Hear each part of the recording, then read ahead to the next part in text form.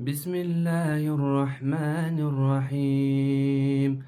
سبح اسم ربك الأعلى الذي خلق فسوى والذي قدر فهدى والذي أخرج المرعى فجعله غثاء أحوى سنقرئك فلا تنسى إلا ما شاء الله إنه يعلم الجهر وما يخفى ونيسرك لليسرى فذكر إن نفعت الذكرى سيذكر من يخشى ويتجنبها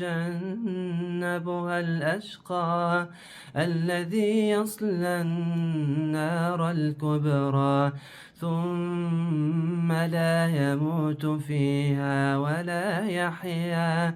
قد أفلح من تزكى وذكر اسم ربه فصلى بل تؤثرون الحياة الدنيا والآخرة خير